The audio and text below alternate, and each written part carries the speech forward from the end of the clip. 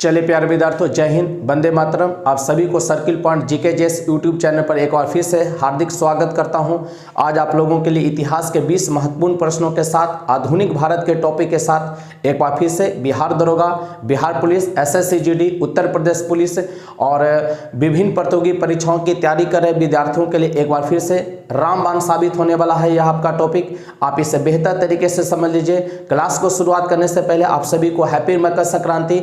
आपको दही चूड़ा का जो ये पर्व है, त्यौहार है, जो हम लोग उल्लास के साथ मनाते हैं, फसल कटाई के अवसर पर भी कई राज्यों में इसे मनाने का श्रेय दिया गया है। तो दही चूड़ा मकर संक्रांति को आप लोग को फिर से एक बार हार्दिक बधाई है, शुभकामना है। आप लोग बेहतर तरीके से त्यौहार को मनाए होंगे और पतंग उड़ाने का सदियों से जो रिवाज है, मैं उम्मीद करता हूं कि इस परंपरा को भी आप लोग भली भांति से आरंभ किए होंगे, मनाए होंगे। तो चलिए बच्चों, हम लोग सबसे पहले जो आपका पर्व त्यौहार है, उत्सव है, उसमें रंग लाने के लिए सरकारी नौकरी बहुत जरूरी है। तो सरकारी नौकरी की तैयारी के लिए जो हम लोग टॉपिक लेके चले हैं आज 20 प्रश्नों के साथ, एक बार फिर से बेहतर तरीके से देखिएगा, याद करिएगा। और वीडियो पर अगर आप पहली बार हैं, चैनल पर पहली बार आए हैं तो चैनल को सब्सक्राइब कर लें, अपने साथियों दोस्तों के बीच इसे शेयर करें, लाइक जरूर करें। आप लोग को अपना सुझाव भी कमेंट बॉक्स में लिख सकते हैं। तो चलिए बच्चों, बढ़ते हैं हम लोग आज के पहले टॉपिक के पहले प्रश्न की ओर। इंडियन लीग का स्थापना कब हुआ था? इंडियन लीग का स्थापना पूछ रहा कब हुआ है? तो 1875 कलकत्ता में हुआ। इंडियन लीग का स्थापना कब हुआ? 1875 कलकत्ता में हुआ है। किसके द्वारा? शिशिर कुमार घोष के द्वारा। किसके द्वारा? शिशिर कुमार घोष के द्वारा। अमृत बाजार पत्रिका के संपादक कौन थे? शिशिर कुमार घोष। आपसे क्वेश्चन करा, अमृत बाजार पत्रिका के संपादक कौन है? शिशिर कुमार घोष है, शिशिर कुमार घोष। ठीक है, आप ध्यान दीजिएगा।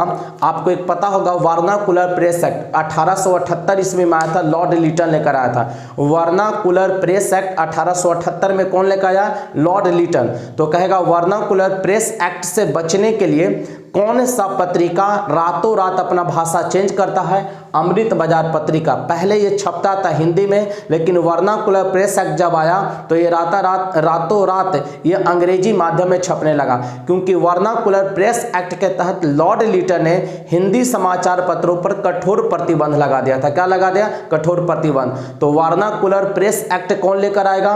लॉर्ड लिटन। 1878 में किस पत्रिका ने अपना भाषा रातों रात चेंज कर दिया? अमृत बाजार पत्रिका।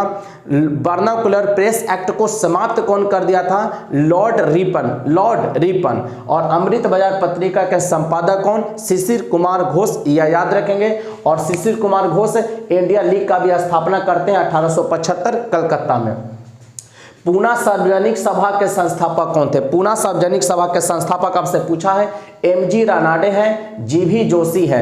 2 अप्रैल 1870 को 2 अप्रैल 1870 को इसका स्थापना किया गया, पूना सार्वजनिक सभा का, एमजी रानाडे और जीवी जोशी के द्वारा 2 अप्रैल 1870। बंगाल विभाजन का घोषणा कब हुआ? 20 जुलाई 1905 को लॉर्ड कर्जन के द्वारा। बंगाल विभाजन का घोषणा पूछ रहा कब हुआ? 20 जुलाई 1905 लॉर्ड कर्जन के द्वारा। मतलब इस समय भारत का वायसराय कौन है? लॉर्ड कर्जन है। बंगाल का विभाजन कब होता है? 16 अक्टूबर 1905 को। देखेंगे घोषणा 20 जुलाई को हुआ, लेकिन प्रभावी कब हुआ? 16 अक्टूबर 1905 को बंगाल विभाजन का घोषणा किया गया लॉर्ड कर्जन के द्वारा। लॉर्ड कर्जन के द्वारा।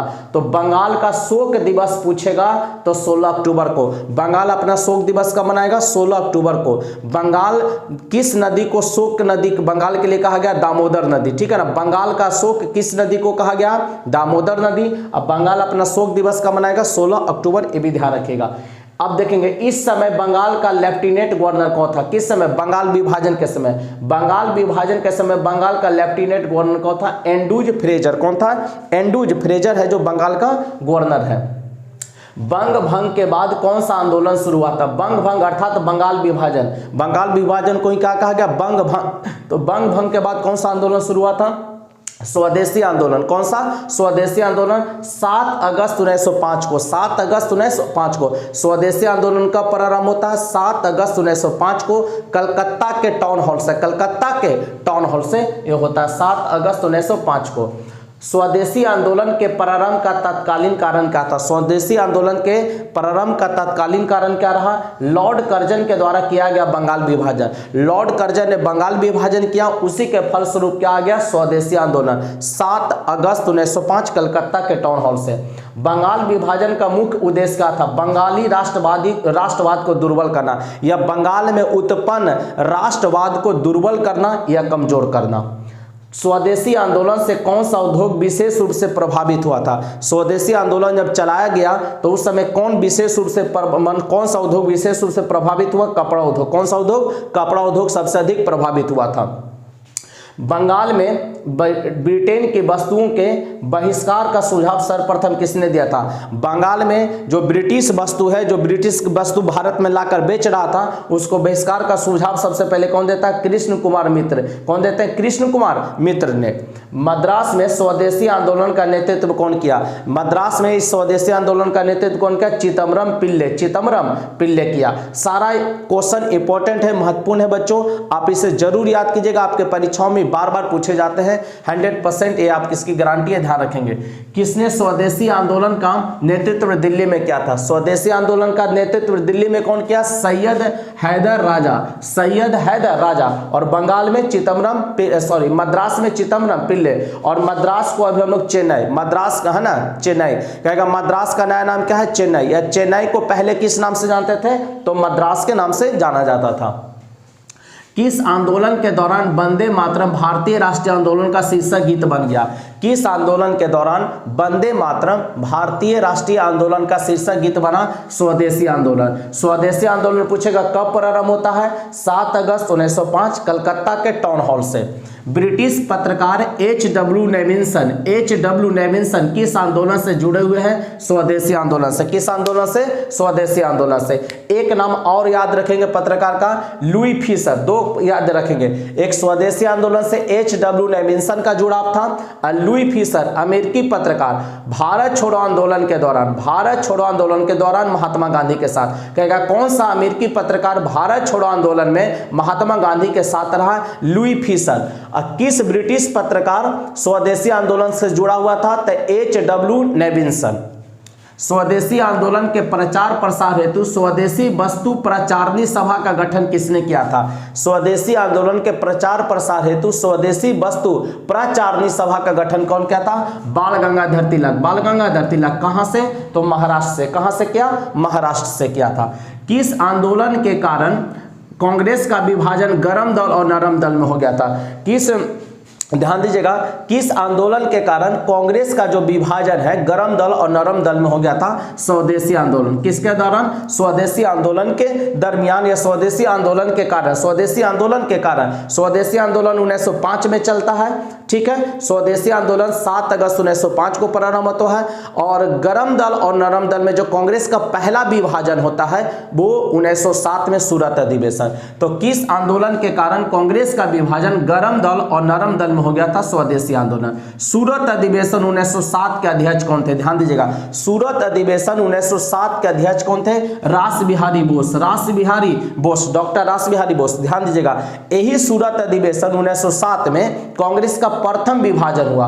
कांग्रेस का प्रथम विभाजन पूछेगा कब होता है? तो सूरत अधिवेशन 1907। किस रूप में? गर्म दल और नरम दल। तो ध्यान दीजिएगा, जो गर्म दल वाले थे लाला लाजपत राय को अध्यक्ष बनाना चाहते थे। गर्म दल वाले जो नेता थे लाला लाजपत राय को नेता बनाना चाहते थे, कांग्रेस का अध्यक्ष बनाना चाहते थे, लेकिन नरम दल वाले किसको बना दिए थे? डॉक्टर रास बिहारी बोस को। इसी कारण गर्म दल और नरम दल में टकराव हो जाता है, और कांग्रेस का पहला विभाजन कहा गया सूरत अधिवेशन 1907। सूरत अधिवेशन 1907 जिसके अध्यक्ष बने थे डॉक्टर रास बिहारी बोस। लाला लाजपत राय का संबंध ध्यान दीजिएगा, आपको पंजाब से है। लाला लाजपत राय का समय पंजाब केसरी के नाम से किसे जानते हैं? लाला लाजपत राय को पंजाब केसरी के नाम से किसे जाना जाता है? लाला लाजपत राय। साइमन कमीशन का विरोध कौन किया था भारत में? लाला लाजपत राय। साइमन कमीशन के विरोध में किस नेता का मृत्यु हो जाता है? लाला लाजपत राय। साइमन कमीशन बापा जाओ का नारा कौन दिया था? लाला लाजपत राय। भगत सिंह के गुरु पूछेगा कौन थे? तो लाला लाजपत राय। इस सब तमाम क्वेश्चन आप लोग को ध्यान में रखना होगा। अगला, सूरत में कांग्रेस का पतन हमारी सबसे बड़ी जीत है, किसने कहा था? सूरत में कांग्रेस का पतन हमारी सबसे बड़ी जीत है, कौन कहा? लॉर्ड मिंटो ड्यूटिये, लॉर्ड मिंटो ड्यूटिये। ध्यान दीजिएगा, 1907 में पूछेगा भारत का, यह कहेगा सूरत अधिवेशन 1907 में जब हुआ तो भारत का वायसराय कौन है? लॉर्ड मिंटो ड्यूटिये। तो उसने क्या कहा था? सूरत में कांग्रेस का पतन, विभाजन हुआ तो पतन होगा ना, तो पतन हमारी सबसे बड़ी जीत है, कौन कहा था? Lord Minto ड्यूटिये। कांग्रेस के किस अधिवेशन में स्वदेशी तथा बहिष्कार का प्रस्ताव पारित हुआ था? कांग्रेस के किस अधिवेशन में स्वदेशी आंदोलन और बहिष्कार आंदोलन का प्रस्ताव पेश हुआ था? तो 1906 कलकत्ता अधिवेशन, दादा भाई नौरोजी। कलकत्ता अधिवेशन दादा भाई नौरोजी, स्वदेशी अपनाने का और विदेशियों के बहिष्कार का जो प्रस्ताव पारित हुआ था 1906 में कलकत्ता अधिवेशन, जिसके अध्यक्ष बने थे दादा भाई नौरोजी, दादा भाई नौरोजी। ध्यान दीजिएगा, भारत का वृद्ध पुरुष किसे कहा गया? दादा भाई नौरोजी को। 1887 ईस्वी लंदन में भारतीय सुधार समिति का गठन किसने किया था? 1887 लंदन में भारतीय सुधार समिति किसने गठित की थी? तो दादा भाई नौरोजी, दादा भाई नौरोजी। तो बच्चों, आज का जो 20 प्रश्नों का आधुनिक भारत से ऑब्जेक्टिव जो क्वेश्चन था उसको हम लोग समाप्त करते हैं। मैं उम्मीद करता हूं आप इसे याद जरूर करेंगे, आपके परीक्षाओं के लिए 100% यह उपयोगी होगा। तो बच्चों, कल हम लोग की मुलाकात होगी नए टॉपिक के साथ, नए क्लास में। उम्मीद करते हैं आप इसे हंसते रहिए, खेलते रहिए, मुस्कुराते रहिए, लेकिन आप पढ़ाई जरूर करें। और कल मिलते हैं नए टॉपिक के साथ, तब तक के लिए जय हिंद, जय भारत, बेस्ट ऑफ लक।